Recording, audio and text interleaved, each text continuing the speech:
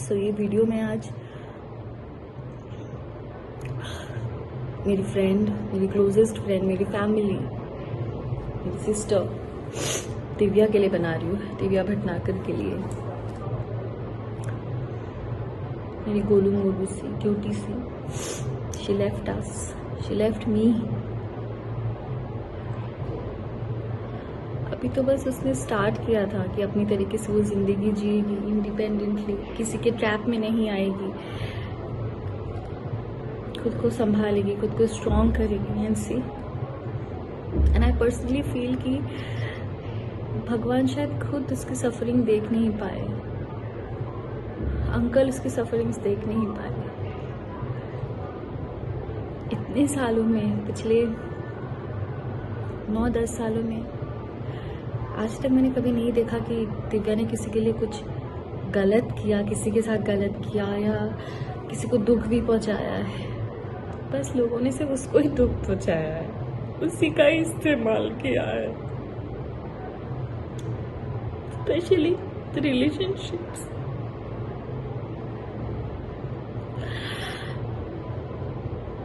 ये हर एक लड़की गलती करती है, एक रिलेशनशिप से, गंदे से धोखा खाने के बाद कहीं से भी थोड़ा भी कोई सहारा दे देता है, वो लड़की बिना सोचे समझे उसे अपना सहारा मान लेती है, बिना उसका बैकग्राउंड जाने, बिना कुछ जाने।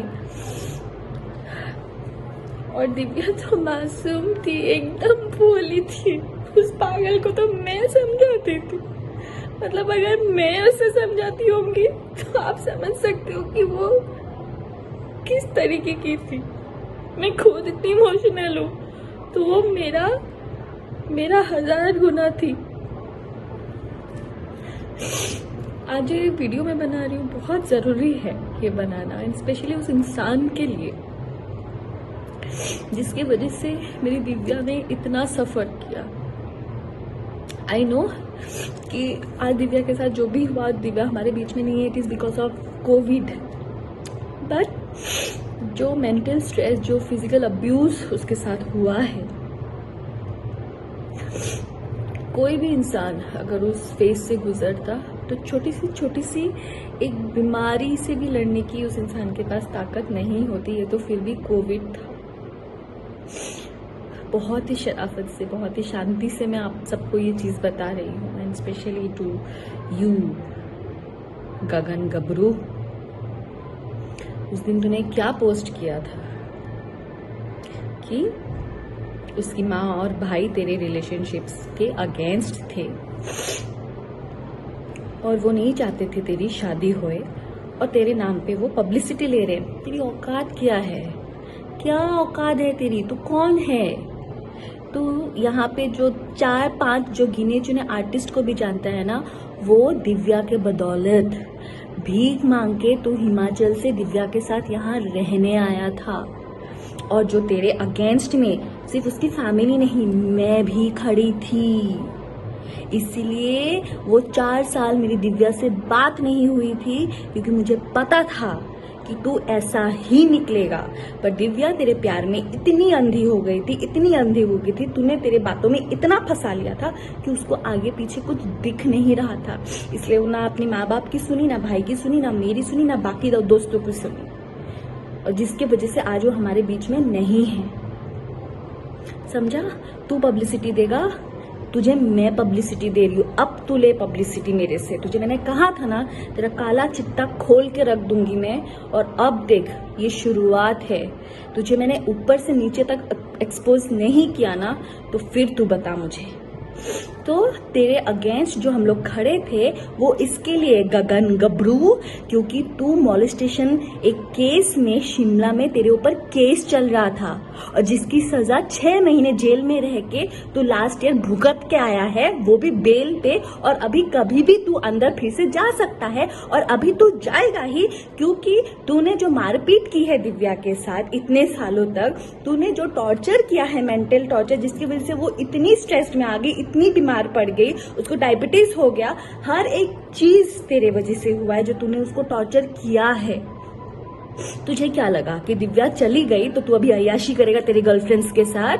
तो सुनो, सो कॉल गर्लफ्रेंड्स जो दिल्ली में और कहाँ कहाँ तुम लोग बैठे हो ना, भलाई तो इसी में ही है कि तुम लोग भी इसके ऊपर एनसी करके सेव हो जाओ, क्योंकि कहीं ये ना हो आज दिव्या है और कल दिव्या की जगह पे तुम लोग हो जाओ। सो अपने आप को बचा लो और इसके ऊपर एक एनसी करके डाल दो, क्योंकि ये ऐसा ही है और पता नहीं अगर इसको अगर हमने अभी नहीं रोका और आगे जाके किस किस लड़कियों की जिंदगी ये बर्बाद करेगा। So and this is to all the industry people, जितने भी आर्टिस्ट हैं, जितने भी इस आदमी के साथ जुड़े हुए हैं, प्लीज इसका बैकग्राउंड चेक कीजिए। हिमाचल शिमला पुलिस स्टेशन में जहां से भी ये है वहां का पुलिस स्टेशन, वहां के जेल का पता कीजिए इसका अच्छे से। इनफैक्ट इसका ओशीवारा पुलिस स्टेशन में भी दिव्या ने एनसी करवा के रखा है। करवा चौथ के दिन ये आया था और उस दिन भी मारपीट करके गया है उसके साथ। और एक तो शादी के बाद से ही वो दिव्या को रोज मार रहा है, उसकी ज्वेलरी भी चुरा के ले गया है। हर एक चीज इस आदमी ने जो दिव्या के साथ किया है विद प्रूफ मैं आप सबके सामने एक एक करके मैं एक्सपोज करूंगी। बट उससे पहले तू सुन ले गगन गबरू, तेरी जिंदगी अब जेल में ही सड़ेगी, ये तू आज समझ ले। तूने जो किया है ना दिव्या के साथ, उसका हिसाब तो भगवान ही तेरा अब करेगा। दिव्या तो अब बहुत अच्छी जगह पे है, वो भगवान की ही बच्ची थी और भगवान के पास ही है, और अंकल को भी नहीं देखा गया उसकी सफरिंग्स, इसलिए वो आज हमें छोड़ के चली गई है। पर तूने दिव्या को हमसे छीना है ना, तू देख जिंदगी भर तू और तेरी माँ जेल में ही सड़ेंगे।